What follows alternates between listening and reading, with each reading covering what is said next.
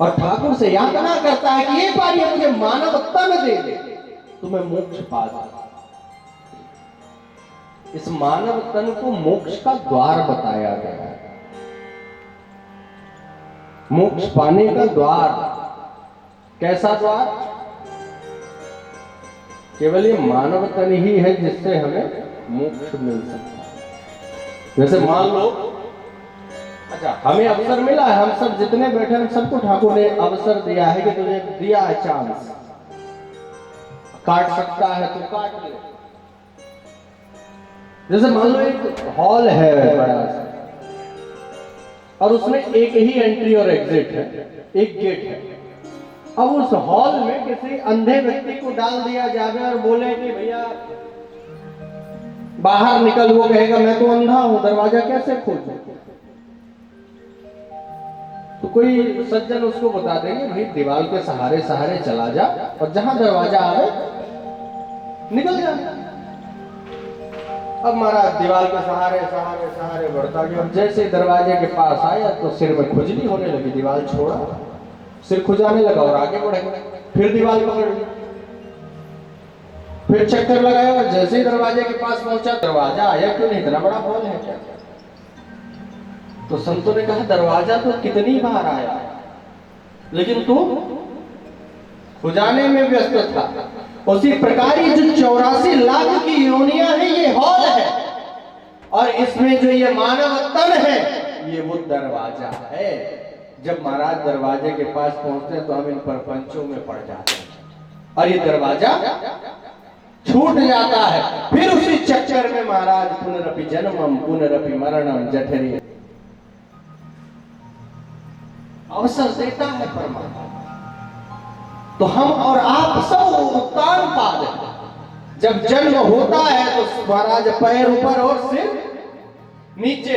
अब गर्भ में तो हमने और आपने परमात्मा से बड़े वचन लिए हैं, बड़े वचन दिए हैं, सरकार तुम एक मौका तो दो, इस नरक से मुक्त करो, ऐसा भजन करूंगा, ऐसा कीर्तन करूंगा, दोबारा इस जंजाल में, इस नरक में नहीं आना। ठाकुर ने कृपा करी जा। अब जैसे ही बालक का जन्म हुआ तो बालक रोने लगा, मैं ऐसा रोता है ना, पूछता है मैं कौन, मैं कौन। और जैसे पूछा मैं कौन तो मैं तेरे पिताजी, ये तेरी मैया, ये तेरी चाची, ये तेरे चाचा, ये मौसी, ये मौसिया। थोड़ा बड़े भय तो महाराज स्कूलिंग स्टार्ट, देन स्कूलिंग के बाद कॉलेज स्टार्ट, कॉलेज स्टार्ट के बाद जीविका कैसे, पेट कैसे भरे, और पेट भरने के बाद आ गया बुढ़ापा, और बुढ़ापे के बाद सीताराम, फिर से महाराज उसी नरक में। तो हमारा और आपका जब जन्म होता है हमारा जो उत्तान पाद की दो पत्नियां हैं। जय उत्तान पादस्य सुनीति सुरचिस्तयो। उत्तान पाद की दो पत्नियां सुनीति और सुरुचि। सुनीति का अर्थ क्या है? जो शास्त्र की नीति पर चले। तस्मात् शास्त्रम प्रमाणम से कार्य कार्य व्यवस्थित हो। हर बात को, हर कर्म को करने की व्यवस्था शास्त्रों में बताई गई है और उसके हिसाब से जीव चले तो अच्छी बात है। तो सुनीति जो शास्त्र की नीति पर चलती है, महाराज जैसा शास्त्र में कहा गया है, बताया गया, उसके हिसाब से चलना। और दूसरी पत्नी है सुरुचि, जो अपनी रुचि से चलती है, जैसा रुचि ने कहा। और हमारी और आपकी भी दो दो पत्नियां,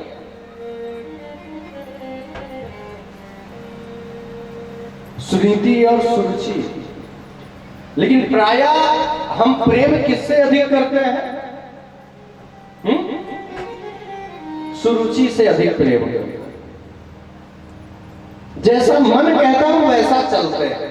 शास्त्र जो कहता है उसका हम ध्यान नहीं रखते। जो मन ने कहा वो कर दिया और शास्त्र की नीति को हम किनारे पे रखते हैं कि चल बैठ जाए। और हो सके तो घर से बाहर भी निकाल देते। जैसे उत्तानपाद ने महाराज सुनीति, जैसे ही सुरुचि ने प्रवेश किया सुनीति को घर से बाहर। अब सुनीति बेचारी बाहर रहने लगी। एक बालक जिनका नाम था ध्रुव। अब सुनीति बड़ी सत्संगी थी, संत महात्माओं की खूब सेवा करती थी और उस कार्य को उनके बालक ध्रुव भी देखते थे। और जैसा माता पिता करेंगे वैसा ही बालक सीखेगा। आज समाज की सबसे बड़ी विडंबना क्या है? औलाद सम्मान नहीं करती। हमारा क्या ठीक कह रहा हूं? महाराज औलाद सम्मान नहीं करती। इसका कारण औलाद नहीं है, इसका कारण कौन है? आपने उसके सामने किसी का सम्मान नहीं किया, इस वजह से आज वो आपका सम्मान नहीं कर रहे। बालक सबसे पहले आवाज कहां सीखता? घर से ही सीखता है। बालकों को हम लोग खूब पढ़ाते हैं, लिखाते हैं, बड़ी बड़ी स्कूलों में पढ़ाया, बड़े बड़े यूनिवर्सिटीज में पढ़ाया, एजुकेशन तो खूब दिलवाई, नो डाउट खूब पढ़े। लेकिन आजकल जो ये समाज में हम कुकृत्य देख रहे हैं, आए दिन न्यूज़पेपरों में आता है, आज ये शहर में ये घटना हो गई, आज इस शहर में ये घटना हो गई, आज यहाँ ये ऐसा। इसका कारण क्या है? The lack of moral education. आपने जो भौतिक संसाधनों की पढ़ाई दी, बड़ी स्कूलों में पढ़ाया, बड़ी यूनिवर्सिटीज में पढ़ाया, सब कुछ दिया, लेकिन जो मोरल एजुकेशन की रिक्वायरमेंट थी उस बालक की, वो आप नहीं दे पाए। मोरल एजुकेशन बोले तो संस्कार, जिसकी आवश्यकता थी वो आपने उसको नहीं दिया। बाहर सब कुछ दिया, घर में महाराज वही नहीं दे पाए। और फिर उससे सम्मान की अगर आकांक्षा रखें तो हम मूर्ख हैं। और बालक वही देखेगा, वही सीखेगा जो उसको महाराज दिखाया और सिखाया जाए। जैसे मान लो 3 साल का बालक है, अब 3 साल का बालक जब फर्स्ट टाइम स्कूल गया और उसने अपनी टेक्स्ट बुक खोली, पहला फिगर आया, एक पिक्चर बनी हुई आई जिसमें coat pant suit tie belt लगाई बंदा खड़ा है। तो उस बच्चे ने पूछा टीचर से, मैडम हुई है कौन है? तो टीचर ने आंसर दिया, ही इज अ जेंटलमैन, ये जेंटलमैन। अब उस बच्चे के माइंड में क्या सेटअप हो गया कि जेंटलमैन कैसा होता है? जो सूट पहने, जो टाई लगावे, जो बेल्ट लगावे, महाराज वो जेंटलमैन। अब मान लो उसका बाप कुछ ऐसा काम करता है महाराज जिसमें सूट नहीं पहन सकता, टाई नहीं लगा सकता, बेल्ट नहीं लगा सकता, तो क्या उसका पिता कभी उसको जेंटलमैन मानेगा? महाराज उसका पुत्र कभी अपने पिता को जेंटलमैन मानेगा? कदापि नहीं मानेगा, क्योंकि माइंडसेट ये कर दिया गया। तो हम बालकों को खूब पढ़ा रहे हैं, स्कूलों में पढ़ा रहे हैं, यूनिवर्सिटीज में पढ़ा रहे हैं, हायर सोसाइटीज में रख रहे हैं, हायर एजुकेशन दिलवा रहे हैं, लेकिन जो मोरल एजुकेशन की उनकी रिक्वायरमेंट है वो आप पूरी नहीं कर पा रहे। और यही सबसे बड़ा कारण है कि आपको सम्मान नहीं मिल रहा। और सम्मान तभी मिलेगा जब आप किसी का सम्मान उसके सामने आ जाए। बड़ा अच्छा, मतलब संतोष भैया वो पिंडारी, अभी क्या कौन सा गांव बताया आपने?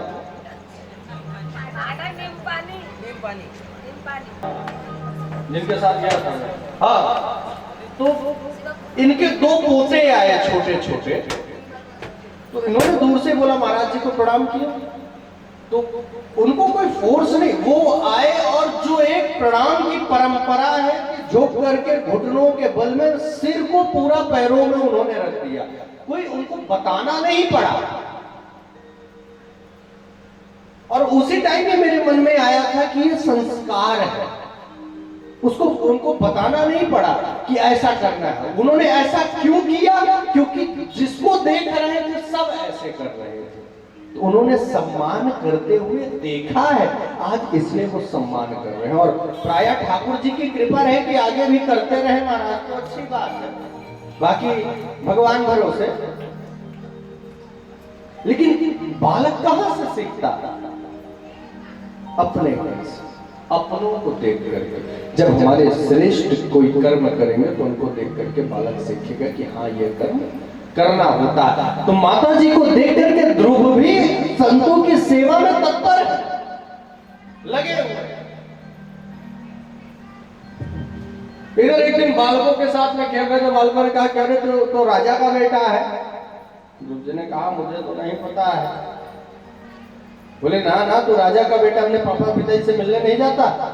बोले ऐसी बात है तो अभी जाता हूँ मिलने। महाराज जैसे ही पहुंचे महल में तो पिताजी ने देखा कि ध्रुव आए हैं, तो बड़े प्रसन्न हुए वो भी कि बताओ पुत्र आया है मेरा। गोद में उठाया महाराज, जंगा पर बिठा लिया सिंहासन में। अब जैसे ही बिठाया था तो उधर से सुरुचि आई और हाथ पकड़ करके नीचे उतारा कि तुझे इस सिंहासन में बैठने का अधिकार नहीं, तो किससे पूछ करके बैठ गए? तो ध्रुव जी ने कहा माता जी मेरे भी तो पिता है, मैं क्यों नहीं बैठ सकता? तो सुरुचि ने कहा देख ये पिता तेरे अवश्य है, लेकिन मैं माता नहीं हूं तेरी। तुझे अगर इस सिंहासन में बैठना है तो तपसा आराध्य पुरुषा तस्यैव अनुग्रहेण में, उस परम पुरुष की तपस्या कर, और जब वो प्रकट हो जावे तो उससे वरदान मांग कि तू मेरे गर्भ से जन्म लेवे, तब तो इस सिंहासन में बैठने के काबिल है। और इस जगह पे अगर हम देखें तो दो लोगों का अपमान हुआ। किसका किसका?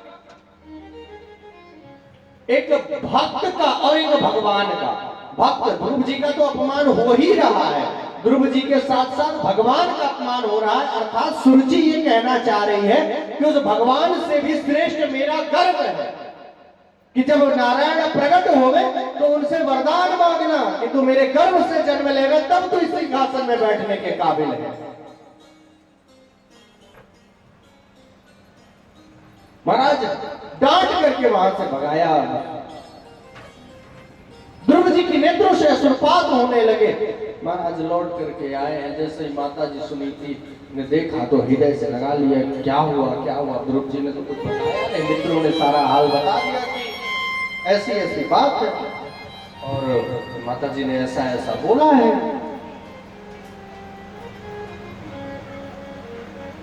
तो माता जी गई ध्रुव जी के पास, बोले रे पुत्र आखिर तेरी माँ ने गलत क्या बोला? सत्य ही तो बोला कि कहां तू सिंहासन के पीछे भाग रहा है। अरे मैं तो तुझे तेरे बाप का पता नहीं बता पाई आज तक, और उसने तो परम पिता का पता बता दिया कि जब तपस्या कर तपसा आराध्य पुरुषा, वो तो श्रेष्ठ है। ध्रुव जी कहते हैं मां उसने तुझे अभागन कहा।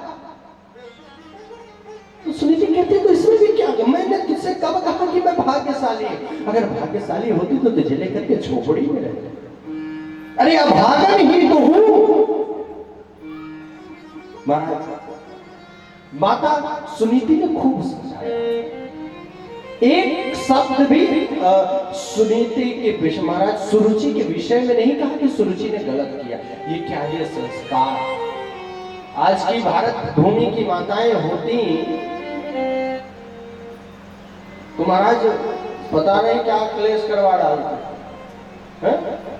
और ये सुनीति है जो शास्त्र की नीति। महाराज इतनी श्रेष्ठ स्त्री की जब संत इससे प्रसन्न हुए, संतों ने कहा कि बिटिया कुछ मांग हमसे, तुझे देना चाहते हैं, तो अपने लिए कुछ नहीं मांगा कि मुझे कुछ दे दो या मेरी सौतन महल में बैठी है महाराज उसको निपटा दो तो मैं पहुंच जाऊं। आज की माताएं होती तो क्या कहती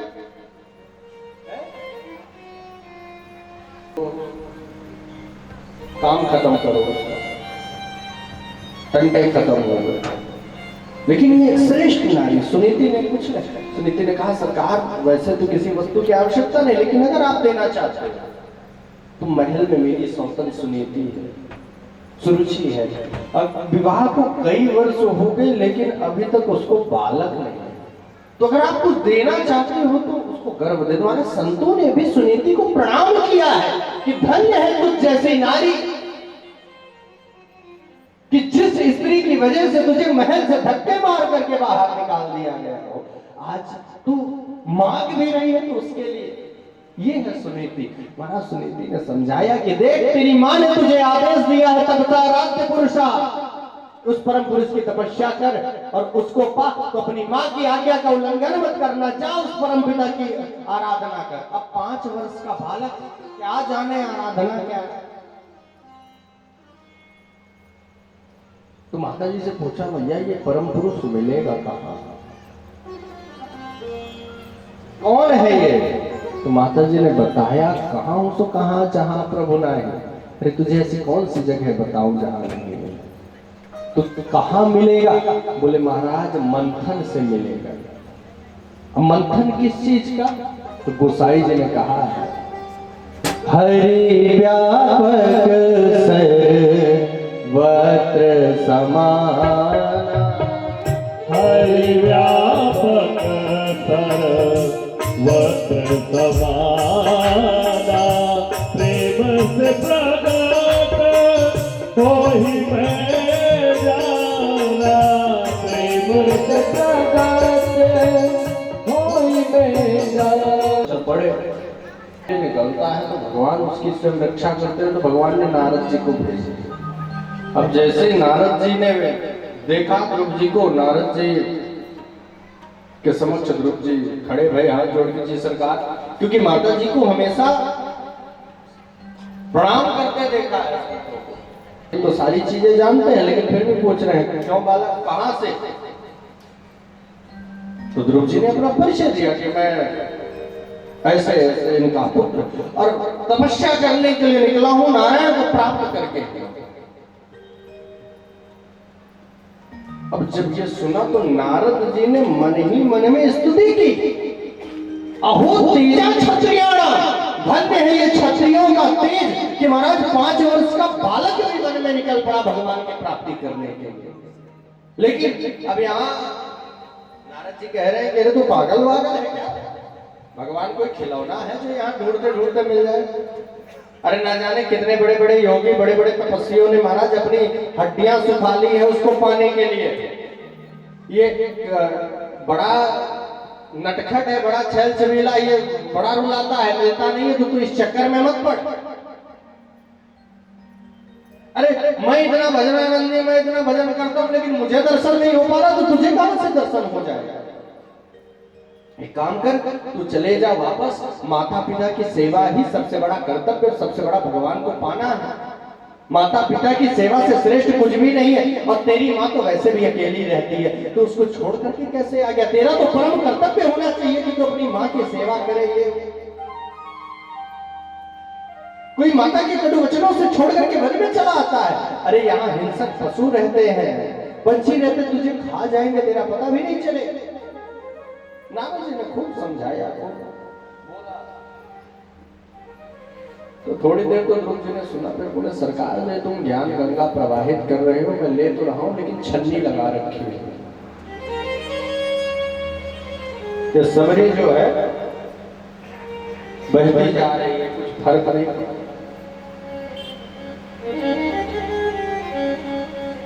अब तो आप मिल गए हो, अब मुझे साधन बताओ कि मुझे भगवत प्राप्ति होगी कैसे। मुझे साधन। नारद जी भी समझ गए कि ये साधारण नहीं है, करके ही माने। तो नारद जी ने द्वादशाक्षर मंत्र प्रदान किया। द्वादशाक्षर मंत्र जानते हैं सब?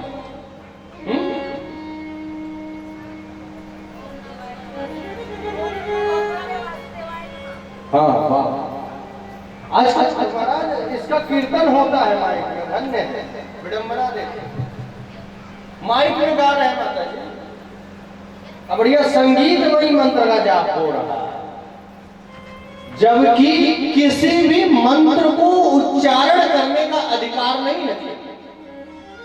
मंत्र का अर्थ ही है मनन, उसका मनन करना है महाराज, उसको गाना नहीं।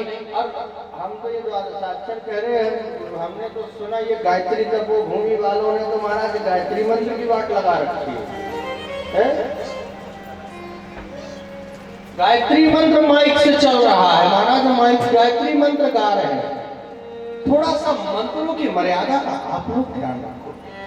जैसे कई घरों में जब जाते हैं तो घरों में लोगों ने सूप पीस के तौर पर, माता जी आपने नोटिस किया होगा संतोष भैया, प्लेट में गायत्री मंत्र लिखी, एक लाइन, फिर दूसरी प्लेट में दूसरी लाइन, तीसरी प्लेट में, ये मंत्र का अपमान है।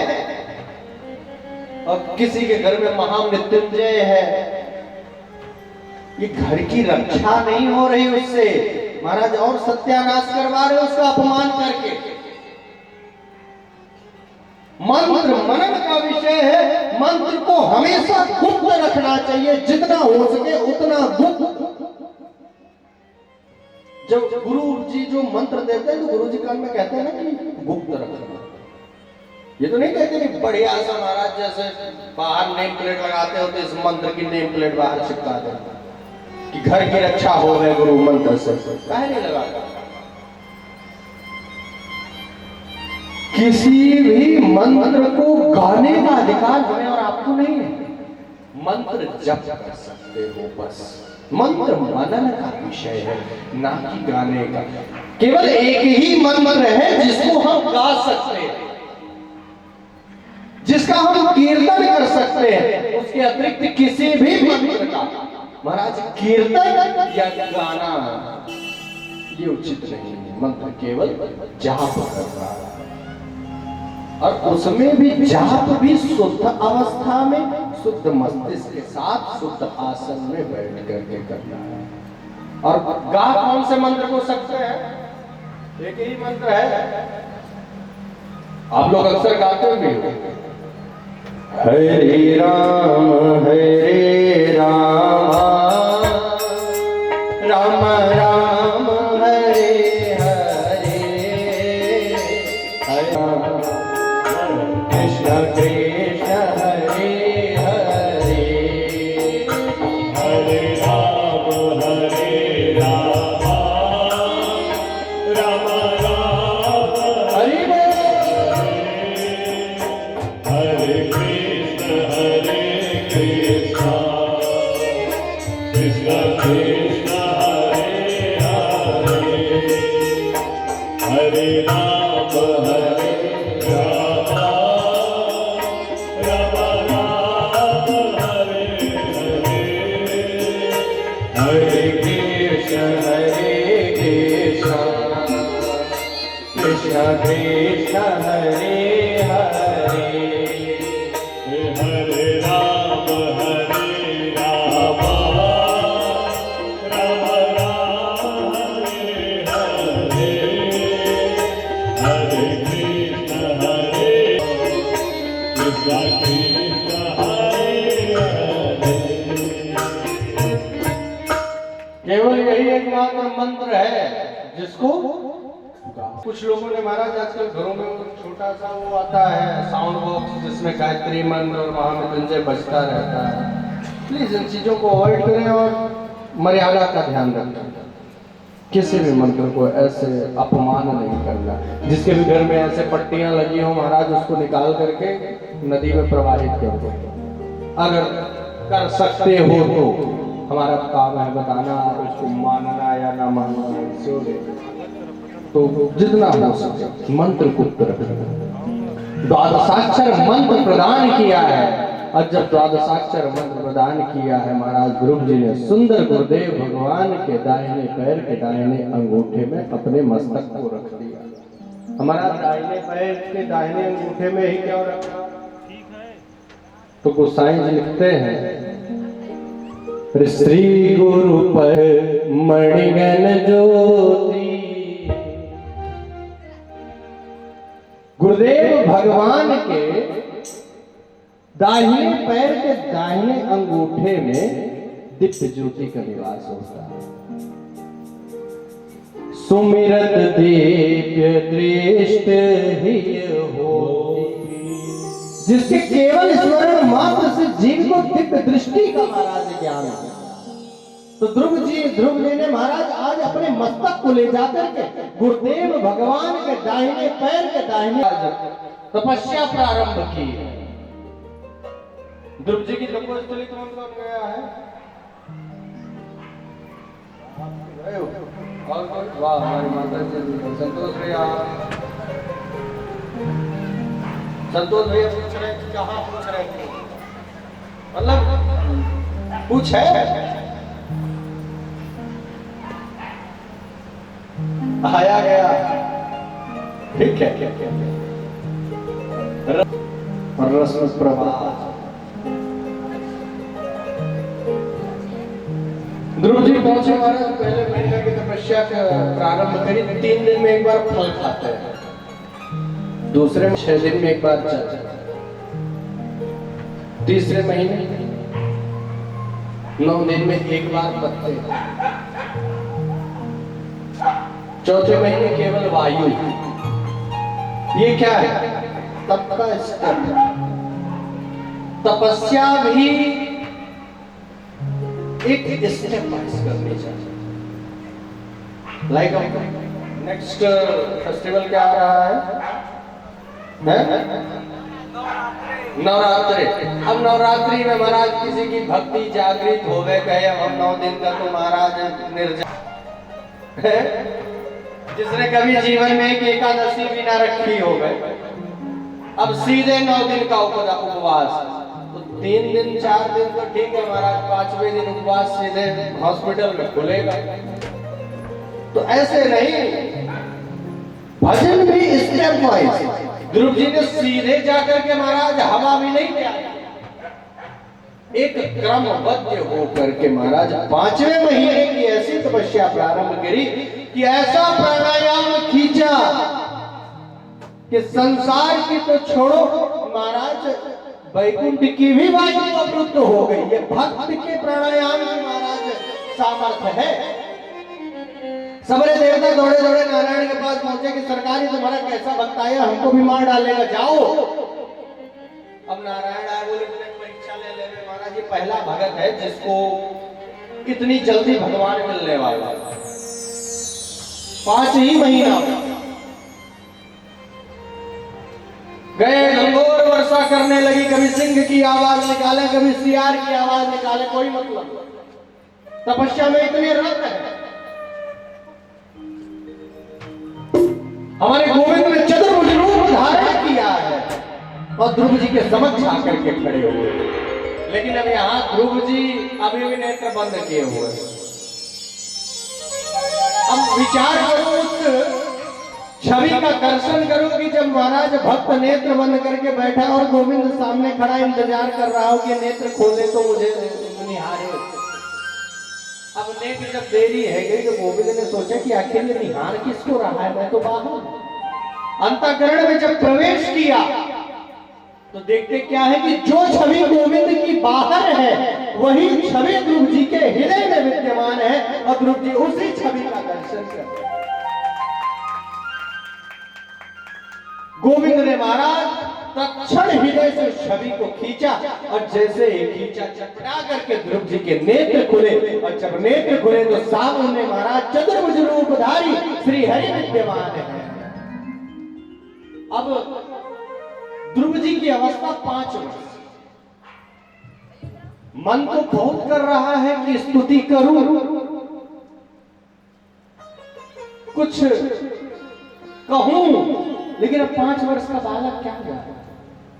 गोविंद ने तुरंत समझा कि शंख उठाया और शंख उठा करके महाराज कपोल में स्पर्श किया और जैसे ही गोविंद ने अपना कपोल महाराज शंख ध्रुव जी के कपोल में स्पर्श किया है तो ध्रुव जी की भी रुकी हुई वाणी खुल गई और ध्रुव जी सुंदर कहते हैं, योऽन्ता प्रविश्य मम वाचमिमां प्रसुप्तां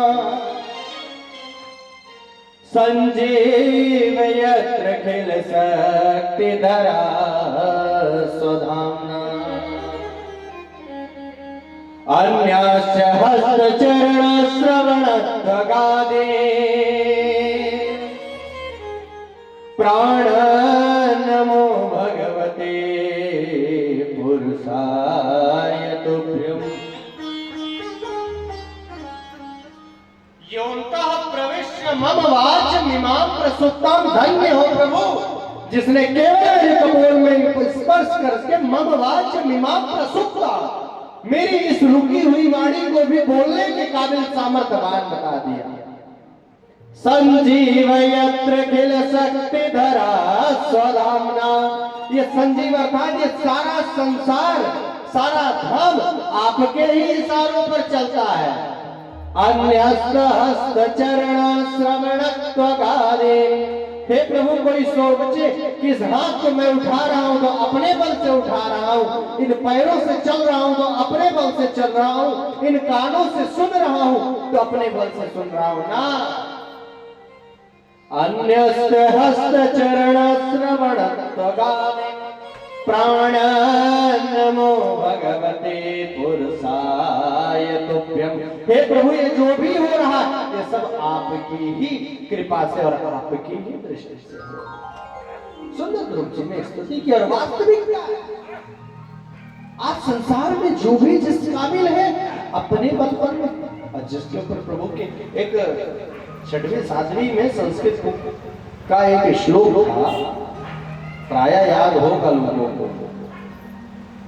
मूकं करोति वाचालं पंगुं लंघयते गिरिं यत्कृपातमहं वन्दे परमानंदमाधवम्। अरे जिसके ऊपर भगवान की कृपा हो जावे महाराज तो मूकम करोति वाचालम, गूंगा जी भी महाराज क्या फर्राटेदार बोलता है। पंगुम लंघयते गिरिं, लंगड़ा भी महाराज केवल चलता नहीं है कृपा के बाद, महाराज सीधे पहाड़ ही पार करता। यत्कृपातमहं वन्दे परमानंदमाधवम्। तो जिसके ऊपर सरकार आपकी कृपा हो जावे वो ना जाने क्या कर सकता है। और आज जो भी संसार में जो कुछ हो रहा है वो सब आपकी ही कृपा से हो रहा। खूब प्रशंसा करी गोविंद की, जो गोविंद ने कही कि प्रशंसा बंद कर, बता क्या चाहिए। गोविंद महाराज ध्रुव जी ने कहा कि प्रभु अब आपका दर्शन हो गया, मुझे किस वस्तु की कामना पूछे।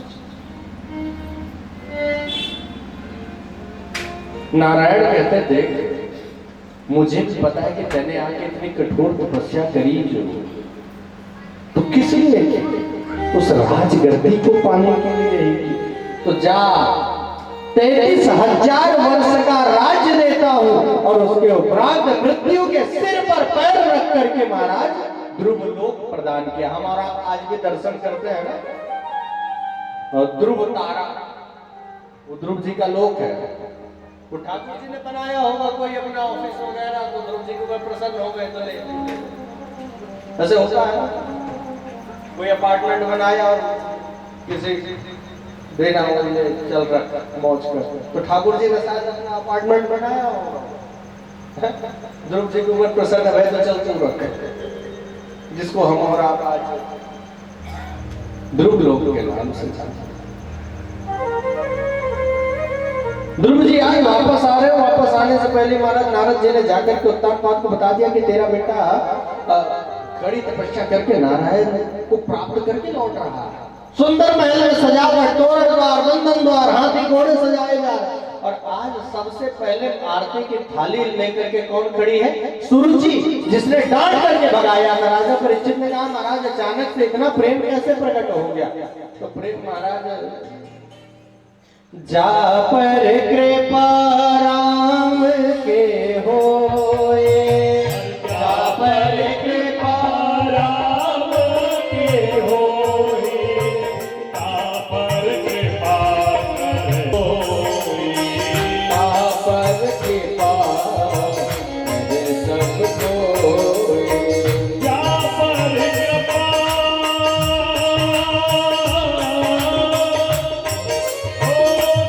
पर कृपा राम के होई, कृपा राम के होई, हरता पर कृपा करे सब कोई। जिसके ऊपर भगवान की कृपा हो जाती है तो उसके ऊपर कृपा सब करने लगते हैं। आज जब जेब में 2-4-10 लाख आ जाता है सभी रिश्तेदार याद करने लग जाते हैं। क्यों संतोष में ना या किसी लड़के का यूपीएससी निकले तो बड़ा दूर के भी मामा फिर फोन करके बधाई देते हैं। है ऐसा है माता जी? हाँ, आप तो ऑफिस में रहे कलेक्ट्रेट में तो खूब रिश्तेदार मिलते रहे होंगे। हमारी मौसी के बहन का भाई का लड़का। हाँ तो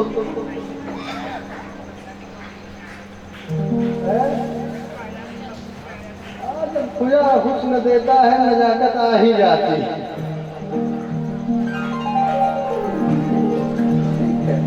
तो आज ध्रुव जी ने महाराज नारायण को प्राप्त है।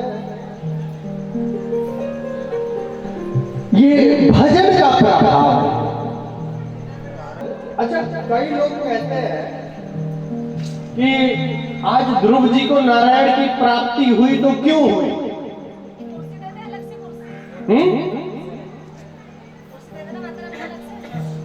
कोई कहेगा महाराज माता जी के कटु वचनों को सुन करके ध्रुव जी जंगल में गए। है सत्य बात? अब जैसे महाराज तुलसीदास पत्नी ने खूब डांटा था कि जितना तुम मुझे याद करते हो राम भजते तो राम मिल जाता।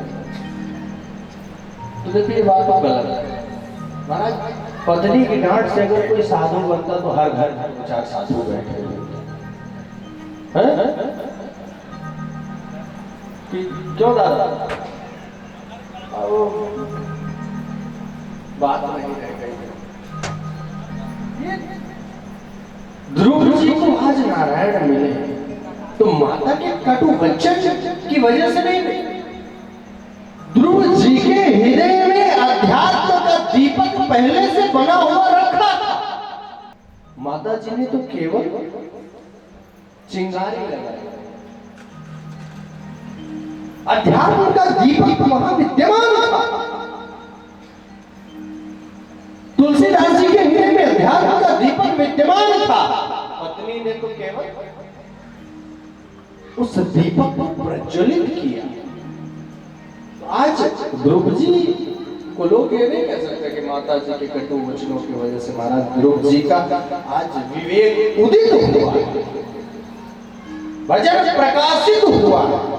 जैसे बच्चा है जो पढ़ा लिखा तो खूब है, लेकिन एग्जामिनेशन हॉल में क्या और आंसर शीट में उसने कुछ भी नहीं लिखा तो क्या मार्क्स मिलेगा? 0। ज्ञान तो खूब है लेकिन तुमने प्रकाशित नहीं किया, इसलिए 0। वो जो आंसर शीट है वो प्रकाशित करने का स्थानों से प्रकार ये जीवन है। अंदर अध्यात्म तो खूब भरा है। अब जो महाराज प्रकाशित कर रहा है उसको परमात्मा मिल रहा है और जो नहीं कर रहा है महाराज वो बोल रहा है। इसलिए जितना हो सके भजन से वंचित मत हो। और एक गीत है, हरि का भजन करो हरि है तुम्हारा, हरि का भजन करो हरि है तुम्हारा, करो हरि है तुम्हारा, हरि का भजन करो हरि है तुम्हारा।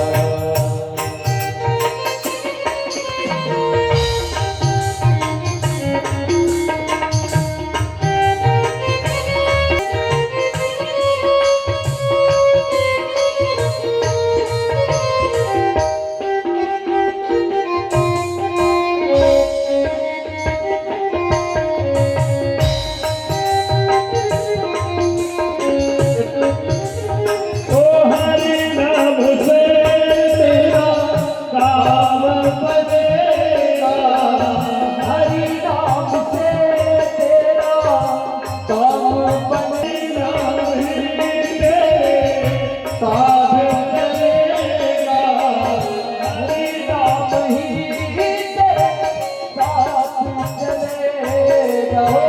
हरि नाम ले हरि नाम ले हरि का है प्यारा, हरि का भजन करो, हरि है हमारा, हरि का भजन करो, हरि है हमारा।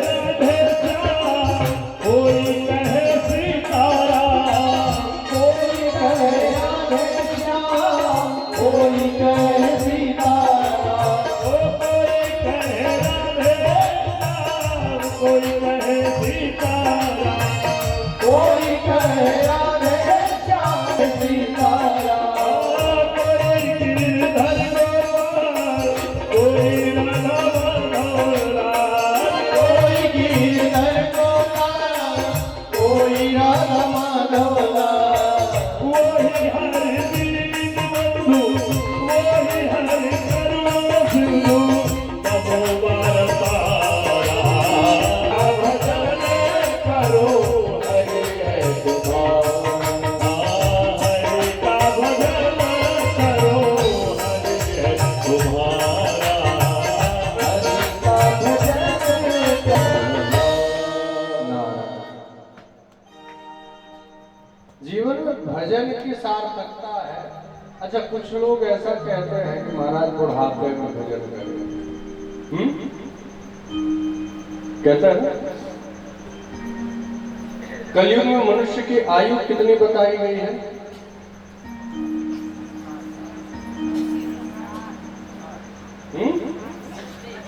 नया ग्रंथ कोई लिख दिया गया है क्या?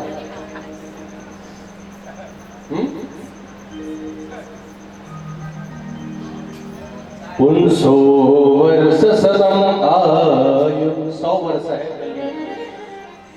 ये 60 महाराज कहाँ से? नहीं, अभी टिक जाता है। अब हमारे दादा अब होंगे 70। हाँ, 90। देखो पुराना चावल है।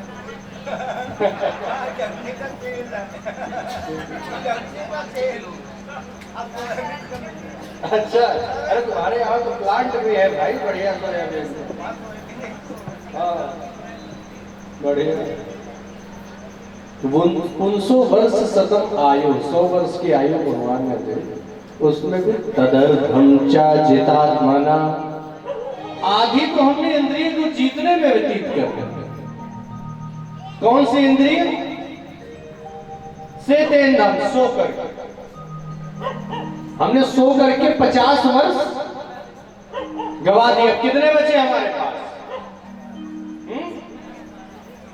अब 50 बचे। 50 में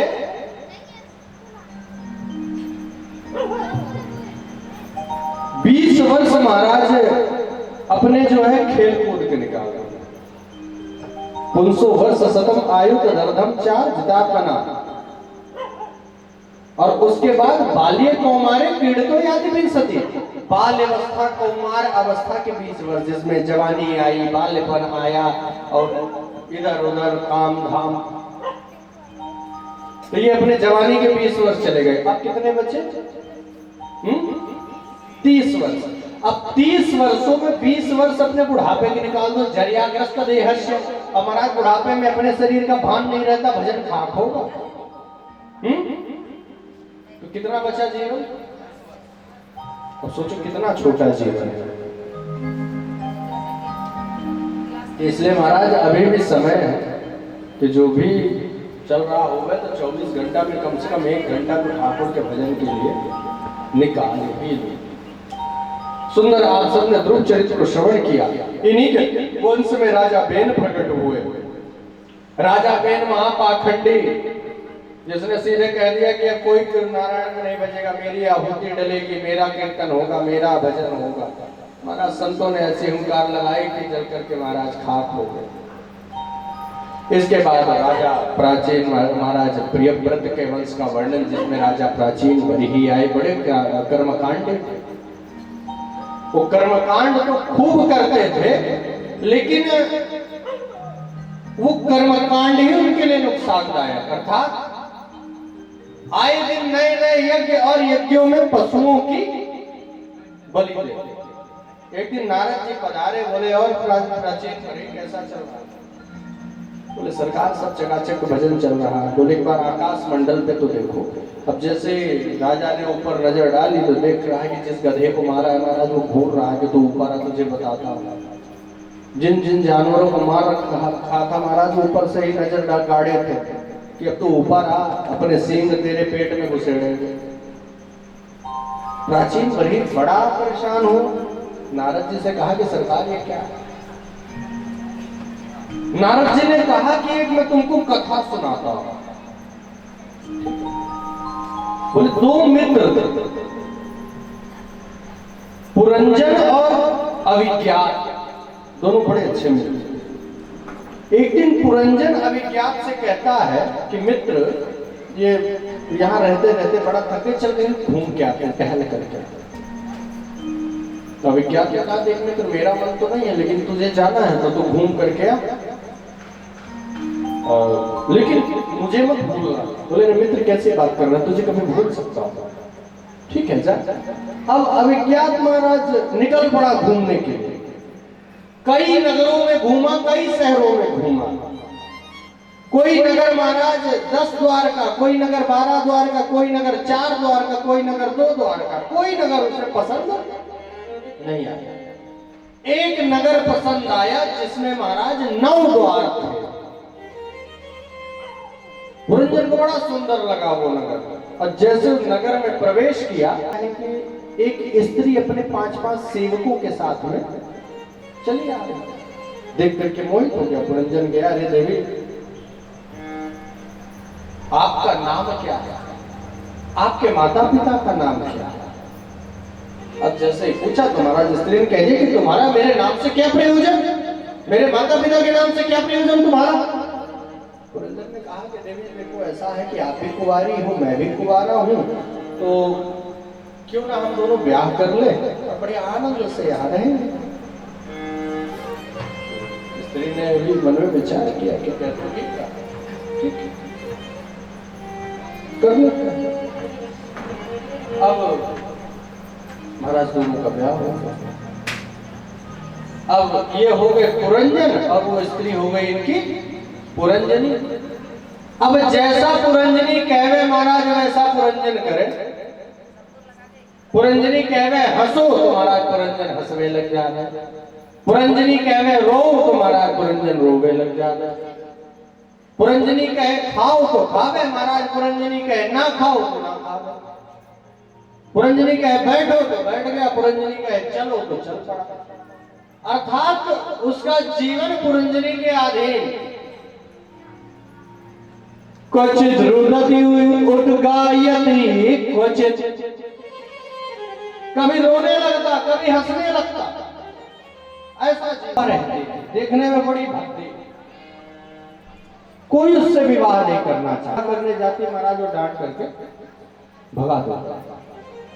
एक दिन वो पहुंची काल यवन के पास, काल यवन को सारी स्थिति बताई तो उसने कहा देख भाई ब्याह तो मैं भी तुझसे नहीं कर सकता, लेकिन एक काम तेरा मैं कर सकता हूँ कि मेरे सेवकों को तू अपने साथ ले जा और जो तुझे पसंद आवे उससे ब्याह कर, बलपूर्वक ब्याह कर। अब महाराज जिससे मन पड़े वो उसी से ब्याह करे। अब वो पहुंचे पुरंजन के नगर में तो पुरंजन पसंद आ गया। अब पुरंजन के पास जब गई, पुरंजन ने मना किया तो महाराज सैनिकों ने युद्ध बोल दिया। अब पुरंजन के पास में इतने सेवक महाराज 11 सेवक थे, एक एक करके सब मरते गए। अब अंतिम समय जब पुरंजन का आया तो पुरंजन भी विचार कर रहा है किसका, अपनी पत्नी कि मेरी पुरंजनी तो मेरे बगैर खाना भी नहीं खाती, मेरी पुरंजनी तो मेरे बगैर पानी भी नहीं पीती। मेरी पुरंजनी तो मेरे बगैर सोती ही नहीं। मुझे कुछ हो गया तो उसका क्या होगा। और महाराज स्त्री का चिंतन करते करते महाराज मिला तो किसका, स्त्री। मल्यध्वज नाम के राजा के साथ में विवाह हुआ और उसके बाद महाराज राजा युद्ध करने गया, राजा मर गया तो पहले प्रथा थी सती प्रथा। अगर पति समय मर जावे तो पत्नियां पति के साथ में सती होती थी। तब यहाँ जो पुरंजन था अगले जन्म में स्त्री स्वरूप में था, मल्य वो ढूंढने के लिए निकला अपने मित्र को, ढूंढते ढूंढते वहां पहुंचा तो जैसे देखा चिता में तो पहचान गया कि ये तो मेरा मित्र है स्त्री रूप में। उसने दूर से आवाज लगाई, अरे मित्र।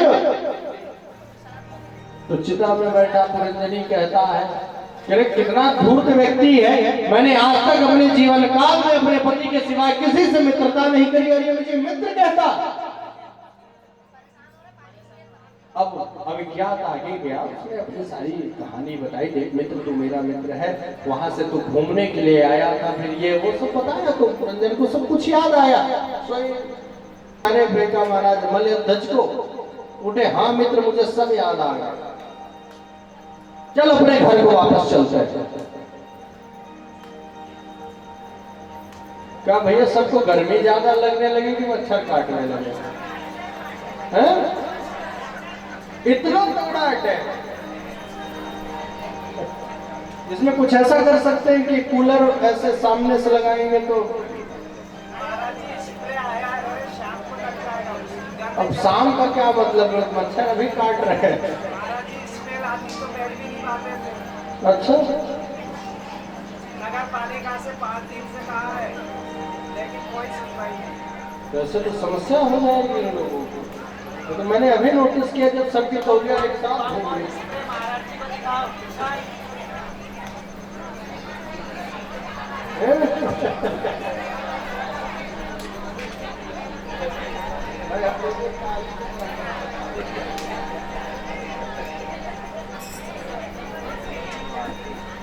मेरा आपकी कृपा से सब काम हो रहा है, मेरा आपकी कृपा से सब काम हो रहा है। हो तुम कन्हैया, हो तुम कन्हैया, हो तुम कन्हैया, हो तुम कन्हैया, मेरा नाम हो रहा है, मेरा आपकी कृपा से सब काम हो रहा है, मेरा आपकी कृपा से सब काम।